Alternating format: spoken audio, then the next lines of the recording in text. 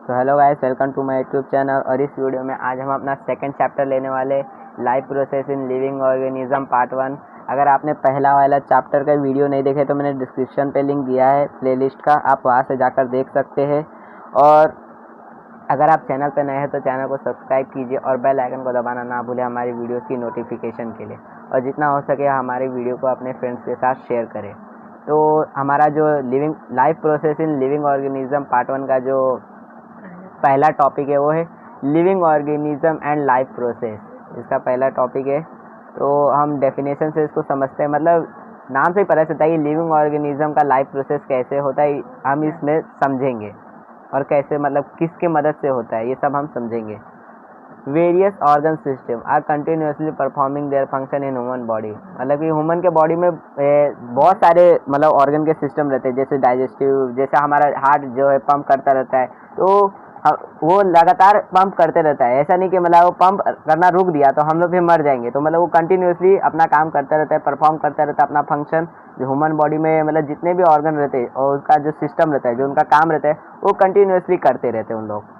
along with the various system like digestive, respiratory, circulatory, excretory and control system, different external and internal organs are performing their function independently but through a complete coordination। कि मतलब बहुत सारे हमारे body में system से organ के बहुत सारे सिस्टम है, जैसे डाइजेस्टिव सिस्टम हो गया, खाना जब हम खाते तो उसको पचाते हैं तो डाइजेस्टिव सिस्टम उसको बोलते हैं।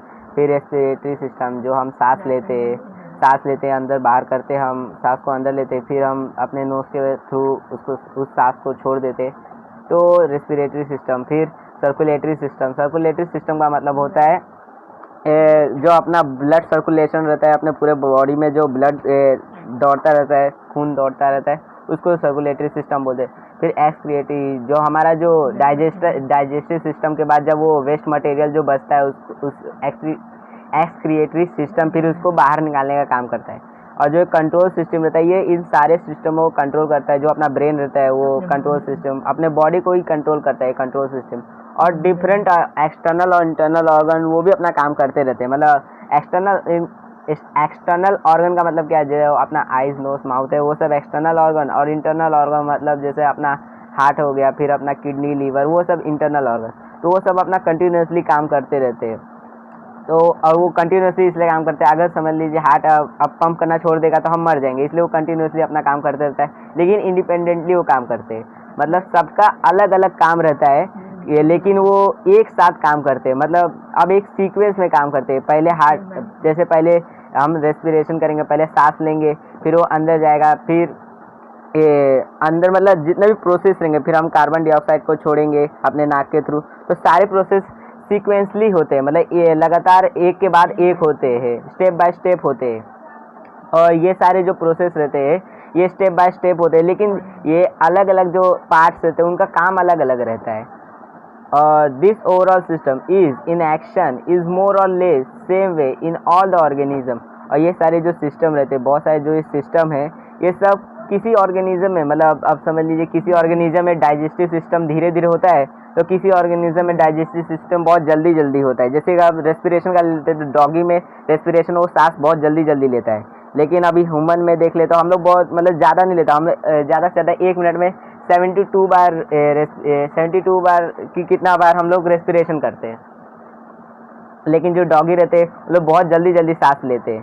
तो मतलब हर ऑर्गेनिज्म में जो उनका सिस्टम रहता है वो धीरे या ऊपर नीचे मतलब मोर और लेस रहता है, लेकिन एक ही सीक्वेंस में रहता है। मतलब ऐसे स्टेप बाय स्टेप ही सब में रहता है। Those are in need of continuous source of energy for this purpose. और ये जो मतलब जितना भी ये सिस्टम हो रहा है, जितना ये प्रोसेस हो रहा है, उसको होने के लिए भी एनर्जी चाहिए रहता है। मतलब ये रेस्पिरेशन करने के लिए भी हमें एनर्जी चाहिए, डाइजेस्टिव सिस्टम को भी मतलब डाइजेस्टिव सिस्टम करने के लिए भी हमें एनर्जी चाहिए। मतलब हर एक चीज़ करने के लिए अपना जो सिस्टम हर एक है उस सबको करने के लिए हमें एनर्जी चाहिए रहता है। वो एनर्जी हमें कहाँ से मिलती है, तो हमें एनर्जी मिलती है फूड से। हम जब खाना खाते हैं तो हमें एनर्जी मिलती है।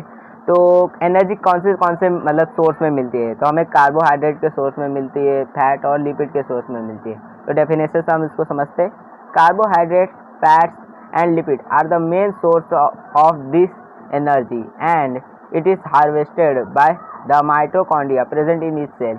मतलब कि जो हम खाना खाते हैं तो उसमें से हमें कार्बोहाइड्रेट्स भी मिलते हैं, फैट और लिपिड, मतलब ये सारे जो सोर्सेस मिलते हैं उससे एनर्जी बनती है। और कैसे बनती है, तो ये जो सोर्स मिला है हमें, जो समझ लीजिए अब कार्बोहाइड्रेट मिला है, तो उसको हम फिर माइटोकॉन्ड्रिया में वो आएगा जो हर एक सेल में प्रेजेंट होता है, और वहाँ पे वो एनर्जी के फॉर्म में बन जाएगा। मतलब कार्बोहाइड्रेट को वहाँ पे एनर्जी बनाया जाता है माइटोकॉन्ड्रिया के अंदर। और माइटोकॉन्ड्रिया कहाँ प्रेजेंट होता है, तो सेल के अंदर होता है।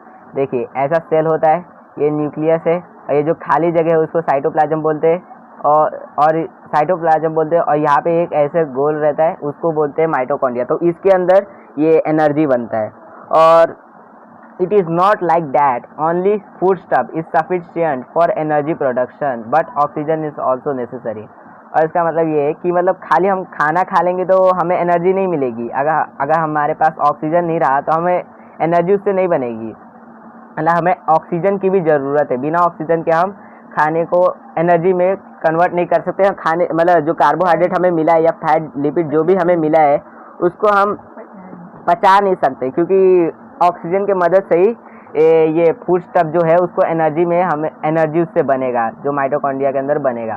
फिर all this food stuff and oxygen are transported up to the cell via circulatory system. और ये जो फूड स्टफ ऑक्सीजन है जो जिससे हमें एनर्जी बनेगी, तो ये हमें बाहर से मिली है तो हमारे अभी पेट में रहेगी, तो सेल के पास कैसे पहुंचेगी, तो वो सर्कुलेटरी सिस्टम के मदद से सेल के पास पहुंचती है। जो अपने शरीर में पूरा खून दौड़ता रहता है, तो पूरा ये खाना और ऑक्सीजन है वो अपने पूरे शरीर में सेल में पहुंचा देता है, और फिर वहाँ पे माइटोकॉन्ड्रिया के अंदर जाने के बाद वो एनर्जी बना देते हैं।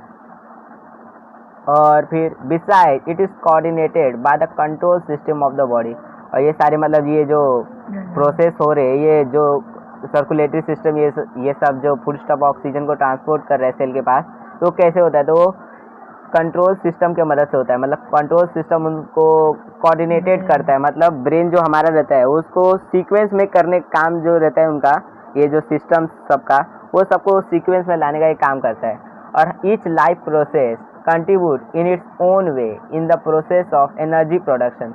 और हर एक लाइफ प्रोसेस मतलब हर एक ऑर्गेनिज्म अपनी तरह से मतलब अपनी तरीके से एनर्जी अपने अंदर बनाता है। जैसे कि अब हम ले ले, ह्यूमन ले ले, तो एनर्जी हम कैसे बनाते हैं, तो हम बाहर की कोई चीज़ें खाते, फूड खाते, और उसमें से हमें जो कार्बोहाइड्रेट मिल गया तो फिर उससे हम एनर्जी बनाते।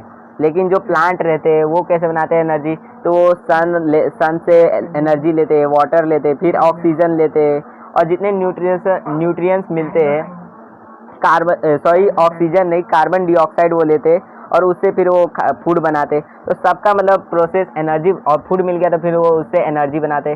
तो सबका मतलब जो जितने भी लिविंग ऑर्गेनिज्म है वो सबका लाइफ प्रोसेस अलग अलग है, और उनका एनर्जी बनाने का तरीका भी अलग अलग रहता है।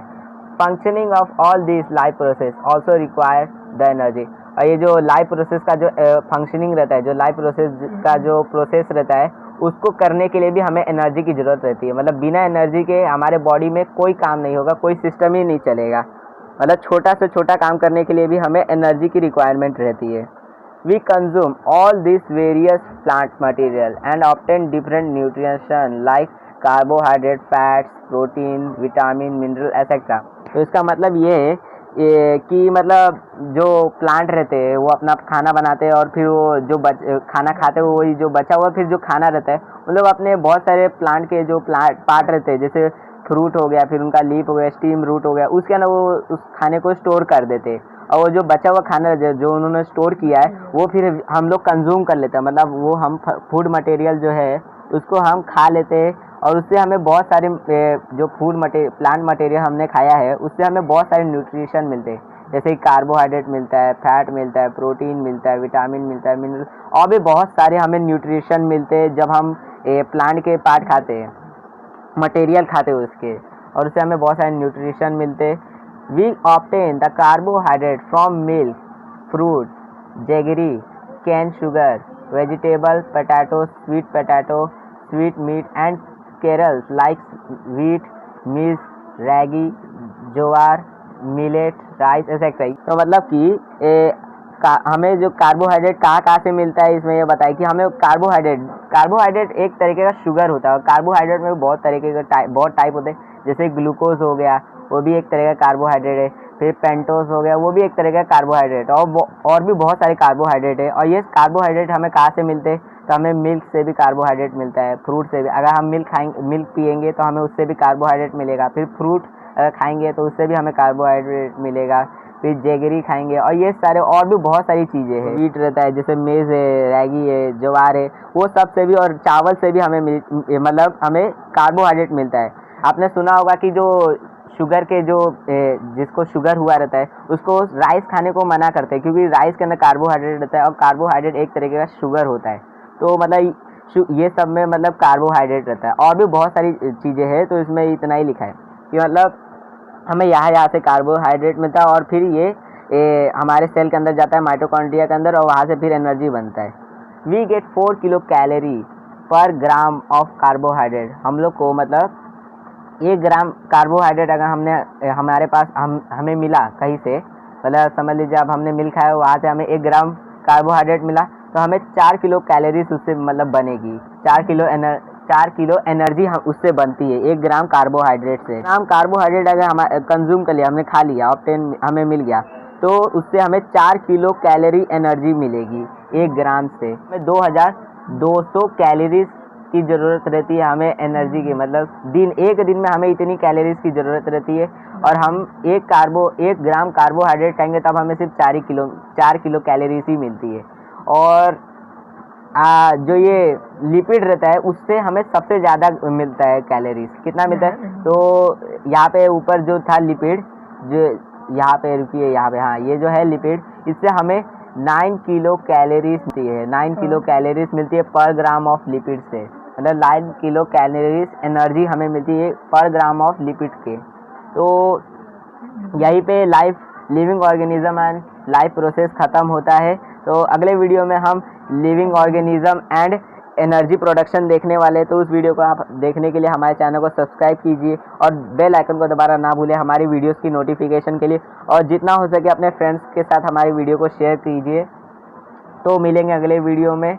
और हाँ फ्रेंड्स, जब ये चैप्टर ख़त्म हो जाएगा तो मैं इसका नोट्स प्रोवाइड कर दूंगा, डिस्क्रिप्शन पे आपको लिंक दे दूंगा जब आखिरी वीडियो रहेगा इस चैप्टर का तब। तो ये जितना, और हाँ फ्रेंड्स, वैसे मैं आपको ये जो मैंने यहाँ पे लिखा है ये सब, इसके पॉइंट देने वाला हूँ। ये जो मैंने यहाँ पे नोट्स बनाए हैं एक्सरसाइज के नहीं है, ये जो मैंने यहाँ पे आपको पढ़ा रहा हूँ उसके ये दूंगा। ये सब मैं इसके मतलब PDF फॉर्म में आपको दे दूंगा। तो मिलेंगे हम अपने नेक्स्ट वीडियो में।